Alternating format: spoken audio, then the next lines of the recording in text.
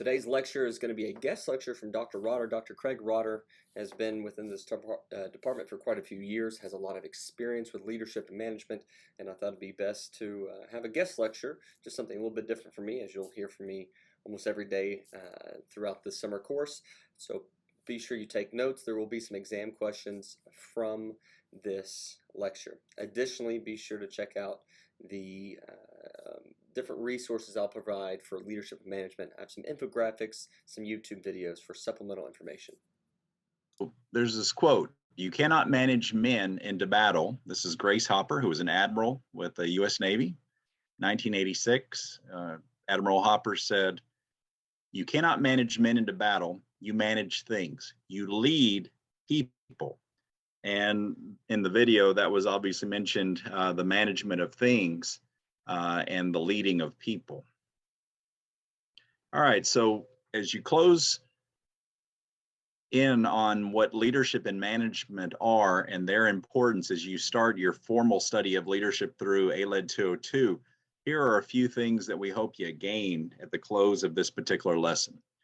After this lesson, you should be able to define attributes of leadership, define attributes of management, compare and contrast these two concepts, recognize and share real-life examples of each, and then articulate the importance of both concepts, not necessarily one over the other. We have a few pictures for you to take a moment and look at. These are students at Texas A&M University from our past. And in looking at what they're doing, you can see that they're involved in various activities. They are in collectives. And the question is, in just looking at these photos, which are attributes or which are examples of leadership, and in which of these photos do you see management? The bottom left, the 5 people that are sitting on the stoop of one of our residence halls at Texas A&M. These were all resident advisors at the university at one time, working in our residence halls. You probably see quite a bit of camaraderie in just how this group is sitting together, their identities with Texas A&M and their t-shirts. And they obviously have had a meal together. So they're probably doing some sort of celebrating, possibly at the end of a semester, or a community event in which they were getting to know their residents a little bit better and thinking through the role of a resident advisor, for example, how much of that is management, and then how much of that, because of the management, is strengthened leadership. The top group, you see a group of student leaders all together working to develop a sense of teamwork and a sense of team, possibly in a ropes course, and who is stepping up to lead, and who is managing in this photo. The top right, you see a group of students at an event where they were playing dominoes, and again, as individuals and as team members, is that management individually? Are these managers as they are working together, and are these leaders in the process? And then, of course, is what we would consider a typical example of leadership and management. You see a student organization and the leaders in the front of the room leading a meeting. You can imagine that it looks like everyone has some sort of agenda in front of them.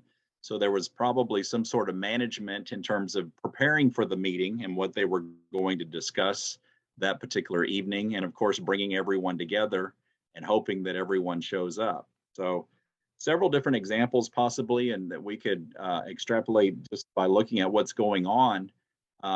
We may recognize examples of leadership and also examples of management. All right, so if you'll just take a moment here with this cartoon, you'll see there are 2 photos, or 2 separate cartoons with a number of captions. And the big question is, in looking at the action pieces in each of these, which, the left or the right, would you say is leadership, and then which would you say is management? I'll give you just a moment to pause and look at these.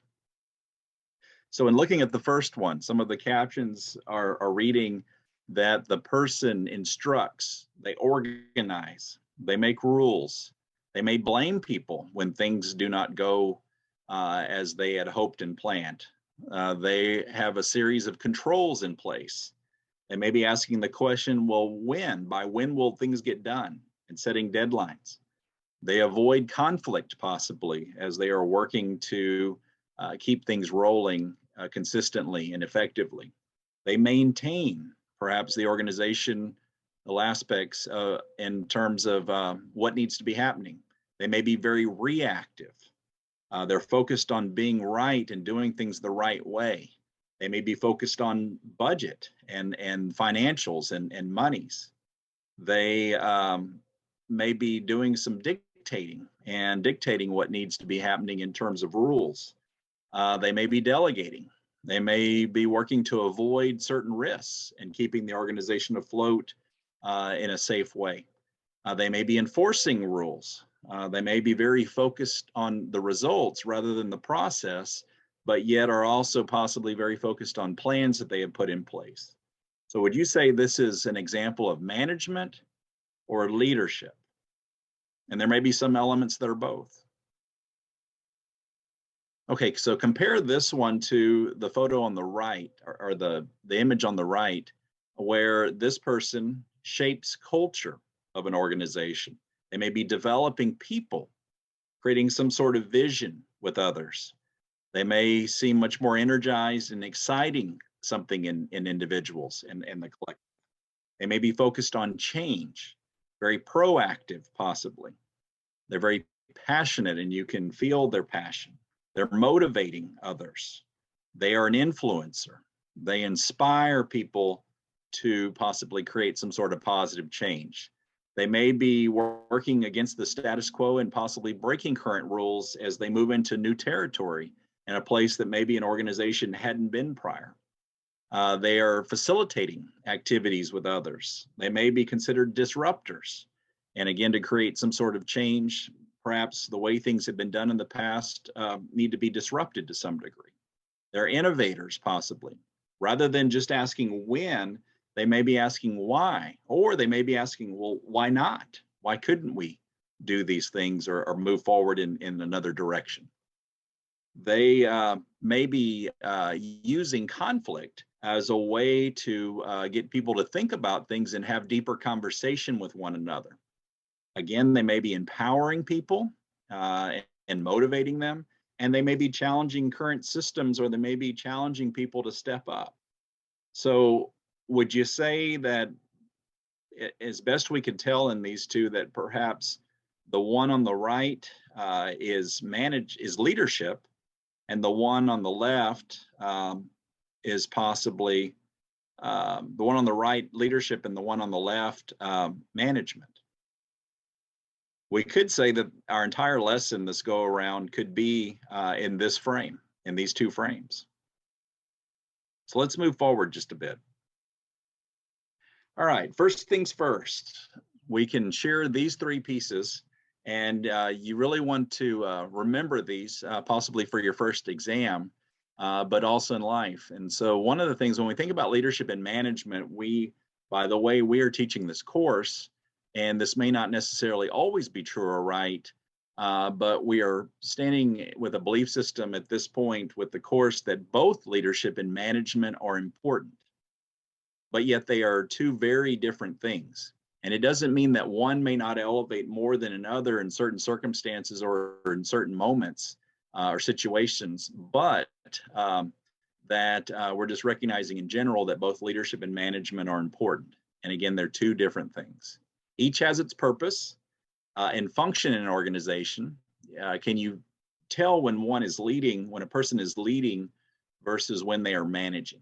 Can you tell the difference? And can you tell when management is helping someone in their leadership as they're working to move an organization or a group forward with some intended purpose? And then finally, it may be about a balance between both of these, leadership and management, and how you balance the two as one individual or as a group if we're talking more about leadership compared to talking about a leader, with the mindset that leadership is about the collective and what the collective group of people brings, versus one individual that could be defined as a leader. All right, digging a little deeper in thinking about management. We could look at management and define it as a main focus because what does it do? Well, it keeps an organization running with little change. And think about the importance of an organization staying afloat and staying fluid, no matter what's going on. So, management may be very, very important in keeping an organization running and keeping that organization moving forward with little change. If there is little change and the environment is shifting and the needs of the people in the organization or the needs of the people that the organization is serving, if change isn't happening, think about how an organization, because they're so focused on management and perhaps management alone, we would question whether or not that could possibly lead to stagnation, where the organization hasn't shifted with the times and the organization may not be as relevant or as purposeful or needed relative to its past. Leadership, on the other hand, may be about bringing an organization more in line with the realities of the current environment or what may be needed in the future, possibly the near future. And this this may require us to change our organization structures, how we do things and who does what, perhaps the resources, the assets, and the capitals that come into the organization in terms of what we need to make things happen. And then think about this from a leadership standpoint, the relationships that are necessary and needed and strengthening the organization to bring some sort of renewed energy to the people that are involved and engaged in perhaps a situation or circumstances or in the moment, or the organization as a whole, and how important that is in terms of people knowing one another, working with one another, and how leadership may be playing a factor in those relationships, and those relationships may be actually what's creating leadership again in those moments within an organization. All right, so to move us just a little bit further, we can contrast management and managers and what they do with what leaders do. So, for example, just to provide some sort of contrast, we may see that managers are administering, they are administrators, and there are some sort of processes in place that they are focused on and maintaining those administrative duties. A leader, on the other hand, instead of focusing on the way things have been done, they may be innovating, they may be changing the way things are done or practiced. A manager tends to be more of a copy. And so we'll see managers, plural, sometimes doing near to exactly the same thing. And we compare that to a leader that may not be a copy in an organization or in a group or team, possibly, but they may be an original where what they're bringing to the mix is very specific to who they are, and an original thought and original action, an original spirit within the group, team, organization, or what have you. Managers may be very focused on maintaining things and maintaining the way things are done. A leader, on the other hand, may be developing things and how things are done, the actions that are needed, and they may be moving processes and people forward in a new way. To go a little further, managers are focused on systems, right? They manage systems and are very structure focused. So think about that for a little bit in terms of the systems that a manager may be focused on, very systemic minded, and the structures within a team or group or organization, and how by being a manager, those pieces are held together. A leader, on the other hand, may not be as focused on the structure or the systems that are in place, but may focus on the individuals or smaller collectives of individuals, the people. So, can you see a difference between those two? Managers may rely on control and having some sort of power over how things are done. A leader, on the other hand, relative to the manager relying on being in control and having controlling factors put into place so that the systems stay active, a leader may inspire trust, and that trust in the people may cause people to work outside the current systems or do things differently than the way that they were put in place or expected to be in place. Managers have a very short range view. They're focused on the immediate, step by step, task by task. A leader, on the other hand, may not be focused so much on the now, but may be focused and have much more of a perspective on the long range, the long term. What's a little further out there versus how things are or how things are being run or what's happening right now, if that makes sense to you. Managers, this may be a very important one. This would be a great test question. Managers ask how and when. How are we going to do things? And by when will we have them done? Leaders may not ask how and when, but they may be focused much more on what. What should we be doing moving forward? And why should we be doing it? What is our purpose? And to what end are we working toward with some sort of vision? That might be an excellent test question.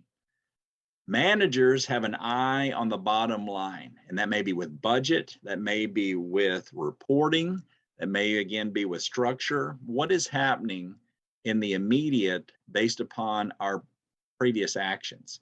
A leader, on the other hand, may not be focused on the bottom line as much as they're focused on what is past what we can currently see, what's further out there that we may not be able to register right now. So kind of keeping an eye per se on the horizon, what's coming up that we may not even be able to see right now versus where we are sitting in this moment. Managers, again, because they're focused on structures and control, they may be focused much more on imitating the way things have been done and how they were practiced. So they're imitating. They're focusing on pieces of the past, possibly because they're looking at effectiveness based upon previous performance. Leaders, on the other hand, may not be focused on the way things were done because, again, they're likely focusing on some sort of change. So leaders may be originating and doing something totally different than the way it's been done more recently or right now, or even further in the past for that matter. Managers accept the status quo. They see how things are right now in managing things and people, perhaps, that it's very important. The moment, what's happening right now is very, very important. Leaders, on the other hand, may not be focused on how things are being run right now. And in fact, they may be are keeping things as they are right now, the status quo, but instead may actually be challenging the status quo, and again are seeking to create some sort of change. And perhaps it's in how we do things, perhaps it's in how we think, possibly it is in how people do things, and most importantly, I would think their attitudes and their skill sets, right, and the knowledge that they have. Maybe we're focusing on knowledge and teaching people how to do things differently. Managers tend to be what we would call a classic soldier. And think about how a soldier would be trained to perform tasks very, very well so they do not have to do as much thinking in the moment because they've been trained so well. A leader, on the other hand, may be focused more instead of being a classic soldier where there are several people doing the same thing or close to, where they could be copies of one another, and their strength in that. Leaders may be focused more on the individual and whoever that is doing something a little more independently or a little bit differently, again, in creating some sort of change.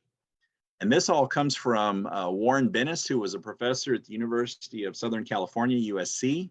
who had written a number of books and studied leadership and management, and recognizing that a lot of our study of leadership originally was the study of management. And then we moved into recognizing that leaders and leadership were something to focus on within the way business management and managers were studied in the past. So that is where Warren Bennis came in 1989. He gave us this information, these materials that we're plugging into as part of this lesson. And we'll hear a little more about thoughts from Warren Bennis later in this lesson. All right, so if we were going to compare the two, managers and leaders, we often, when we have this course being taught face-to-face, we will actually hand out an activity where students will decide which of these are managers' tasks or activities and which of them are leaders. But for the sake of this particular time in the summer course, we will provide you this directly. We would encourage you to keep an eye and really be focused on the differences and being able to look at what would fall under the category of a manager and what would fall under the category of a leader. So for the sake of this course, and again, we could have so much conversation, and we could probably do a little bit of debate and some dialogue in looking at all of this. But for the sake of this course and this particular lesson, let's look at what we've supplied. So managers have employees, people that they hire. And think about the differences possibly between employees, someone that is expected to do something more than likely in the way that a manager has trained them, compared to leaders who, in this case, in the description, win followers, people that follow where the leader is taking people with some sort of vision. Managers have employees, leaders win followers by how the leader is perceived and how the leader demonstrates their leadership. Managers react to change. They are reactive, and they would prefer not to see change because they're so focused on structures, which are important. But compare that to leaders that aren't necessarily reacting to change. They may be creating some sort of change. Two different ways of looking at this. Managers have good ideas, and again, they will possibly implement those, but they will probably have someone else implement them. But more than likely, managers have good ideas, right? But leaders implement those ideas and may change those ideas here and there and have more and more ideas. So this one may be a little more difficult to compare and contrast, but in looking at it, can you see the difference between the doing, implementing them, versus managers where someone else may be implementing them? Managers communicate, leaders persuade. They have some sort of persuasive skill that entices people to get to stand behind some sort of vision. And again, looking at it as some sort of possible change from the status quo, where the managers would be much more focused on maintaining and keeping things as they are running. So communicating rules, communicating things that people need to be doing, that they would be trained to do, versus persuading people to follow some sort of vision in which some sort of change would be happening. Managers direct groups, leaders create teams. Teams are a specific type of group, but there may be a little more sense of camaraderie and focus on a team versus a work group or people that are being directed to do something versus being creative as a collective. Managers, in this case, may try to be heroes and are focused more on managing and that people need to listen to them and do what they're telling them to do, versus and comparing to leaders who make heroes of people around them, and again focusing on that individuality of the people that are in the mix as some sort of change and hopefully some sort of positive change is part of that vision of the leader. Managers take credit. They analyze what has happened and check it off and see if the rules, the regulations, the way that things are supposed to be happening is being done. They take credit when it is all completed, and leaders will take responsibility. And think about the differences between taking credit for something happening and having a group of people that have been very task oriented, compared to taking responsibility for people's actions, especially and where the vision is going compared to managing tasks. Managers are focused, very, very focused, more than likely again on detail with rules and procedures and structure. Leaders create shared focus. And so it is less about the manager's focus and everyone doing what has been put into place as part of the processes, but rather the leader will be focused much more on what the group is doing, the team is doing possibly, and how they're working together, again, to create more than likely some sort of positive change. Managers exercise power, and think about the structures that are in place and how they maintain the power of the manager, exercise power over people because there are so many systems in place that are being managed, compared to leaders that develop power with people instead of exercising power over people, and then are encouraging people, influencing them, persuading them to step up in some sort of vision. And again, these are not necessarily always true. We could probably have good dialogue and thinking, well, wait a second.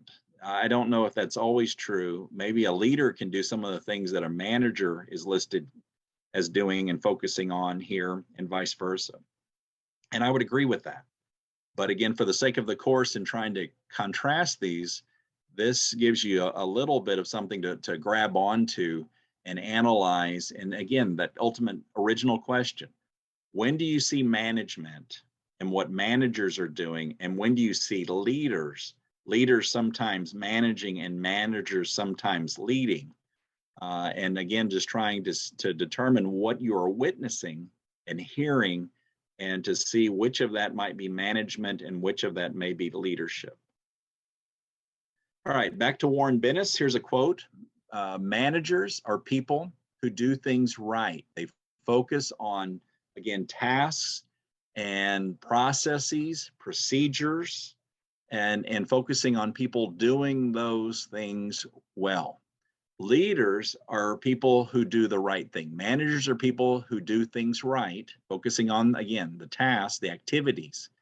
And leaders are people who do the right thing. So there may be a little more thought into what a leader is doing, and that, again, that sense of responsibility that they are instilling in people, but also taking that responsibility with perhaps a value system that they are encouraging, in which they are encouraging people to act.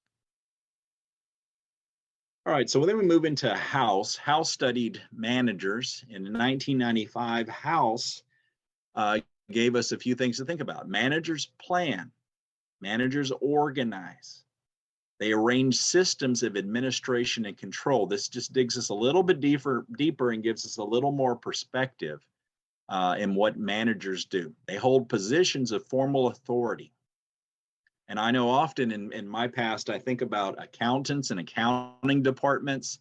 I think about people that are in positions where they are focused on maintaining the sense of compliance. It may be federal or state laws. It could be, again, I think about Texas A&M and all of the systems that are in place within it. Texas A&M College Station is part of a greater Texas A&M University system made up of a number of agencies and universities across the state of Texas. And so thinking about managers and how much management takes place within a group and an organization. Manager focused on arranging systems of administration and control. They hold positions of formal authority, and they likely have a title. and then they obtain compliance from subordinates and can declare when subordinates are in compliance and when they are not. That's House from 1995. And then Cotter, who did quite a bit of study of leadership, um, but also early on focused on managers, added a few pieces and said that managers are concerned with consistency and order. Think about that. Managers being consistent, doing things consistently the same way and doing them well. Some sort of order in the details, timetables, marshaling of resources. And again, having that controlling aspect of controlling how resources are utilized and when they are put into play to achieve some sort of results. Focusing on budgets and the financial flow and what's needed throughout a process. And then also Cotter added that managers allocate staffs. So staffs could be seen as some sort of resource rather than the individuality of the people, allocating staffs as if they are some sort of asset to fulfill plans that have been put in place as part of management.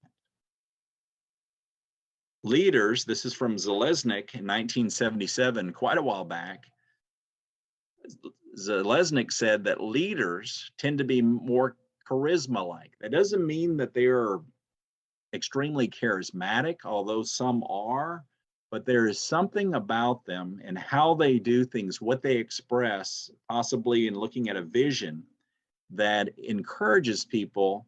It influences people where they almost can't help themselves but to say, I'll follow you. I will go along with what you are trying to accomplish. So they tend to be more charisma like in that people inherently look at them and say, I'll follow you. They attract strong feelings of wanting to be identified with them, where people say, yes, I'm behind and I'm with this individual, this leader. So they attract people. They're very attracting of people's energies and the strong feeling of wanting to be identified with them. Leaders maintain an intense set of interpersonal relationships, and the relations between people and the leader are very, very tight. They are very energized, and there is truly and clearly a strong relationship between the leader or leaders and followers. They send out clear signals, meaning that they are articulating and communicating some sort of purpose and mission to others, and so that people can rally behind that purpose and that mission. They generate excitement at work. And so while the group is working collectively, there is some sort of energy that is clearly present. They act as themselves and who they are. We could say that they are authentic in who they are. They act as themselves as opposed to playing a role, which again could be a copy or replicated where there are several people doing the exact same thing in the exact same way. So this is from Zalesnik and focusing on leaders, again, as we are working to contrast and compare leaders and managers, and then bigger scale management and leadership. So here's a Warren Bennis quote. Warren Bennis said, the most dramatic differences between leaders and managers are found at the extremes. When leaders are poor, so poor leaders are despots, and you'll feel free to look up that word to get a stronger sense of what Warren Bennis is getting at.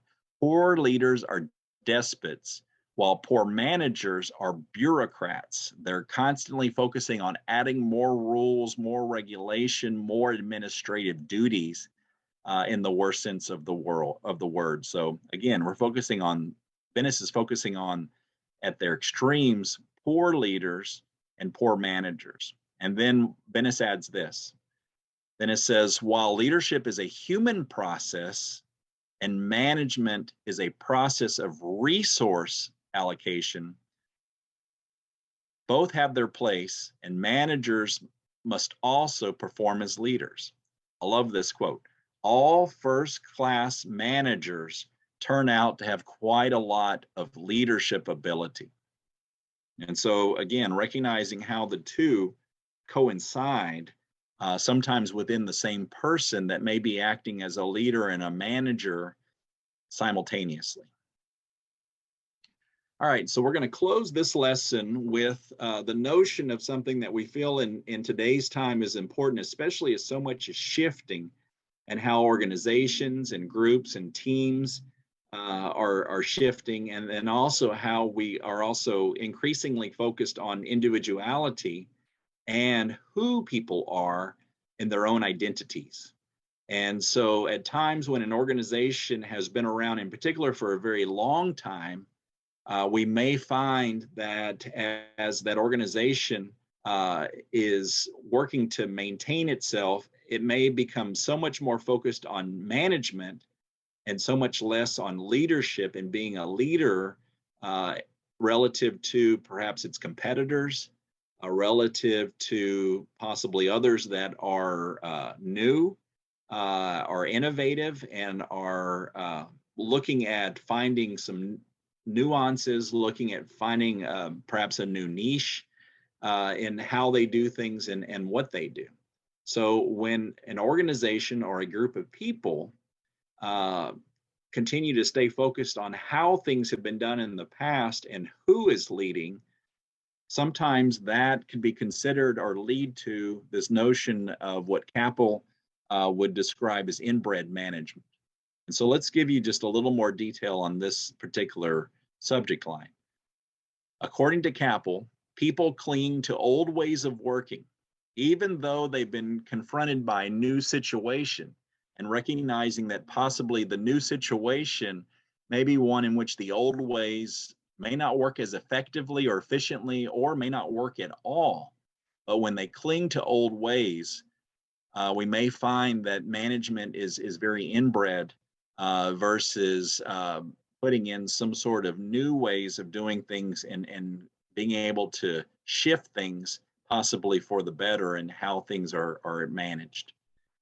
They fail to define new goals with meaning and challenge because, again, they're so focused on what they have been in the past and what they've done in the past. Inbred managers may be acting in a way, so action is taken without studied reflection because they're so used to it and probably done a task or completed something in the same exact way or close to it so many times.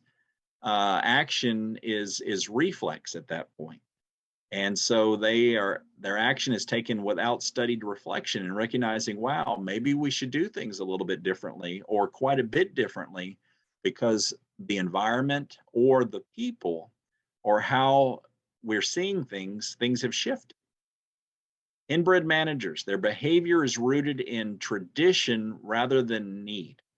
And sometimes when you'd ask them, well, why are we doing things this way? They will use the term, well, that's what we've always done. Behavior is rooted in tradition rather than in need and what is needed in today's time versus what we've done in the past. Institutionalized contentment exists, meaning anyone that is in the organization is very content with how things are and how things have been. And they would prefer to stay in that very secure, stable place without much change. So activity is much more secure. There are probably quite a few rules and regulations that are very tightly and very deeply put into place to keep people doing things as they've always done them. So activity is secure and stable and not necessarily venturesome in doing things a little bit differently in attitude, in knowledge, and skill sets put into place. Old wisdom is passed on to new people. Old wisdom. And again, so someone that has been in the organization forever or in the group for a long period of time, they are the ones that are passing on to anyone that is newer to the organization of this is how we do things. Do not change things because this is who we are. Older managers tend to adhere too rigidly to old ideas, to antiquated approaches and methods. And again, what happens when in an organization or in a group of people, things are being done, people are being managed, and things are being kept in place that may not fit with where things are going and how things uh, are happening in the environment. So they may not be adapting or being creative at all because they're focused on approaches and methods that are antiquated. There's a low tolerance for criticism, and low tolerance for criticism acts to stifle independent thinking. I want to keep as many people as possible thinking in the old ways, the exact ways that management feels and things need to be done because of, again, of past performance. And again, recognizing that one size doesn't fit all in terms of the content we've shared with you in this particular lesson, but again, giving us something to think about and recognizing what happens when an organization does not change with the times or does not change to what is needed as people have adjusted or the environment has had some major buckles and shifts. And what happens to the organization? Does it stay relevant? Does it stay in place, or does the organization lose its relevance and its purpose? And because it hasn't made shifts, and so inbred management, and again comparing this to leadership and leaders, may cause an organization or a group of people to find that they are moving to extinction relative to staying energized and engaged and on the forefront of thought, purpose, and action. So just food for thought. Again, we like to try to stay as positive as possible, but recognizing as you step into leadership roles, perhaps management positions, that you may be the one that may be holding on to things that may not need to be done like they used to be. And perhaps, or you may be bringing something new to an organization or a group of people where you find that, and people find that it's much more effective and is much more visionary in shifting to a different way of doing things and thinking, etc.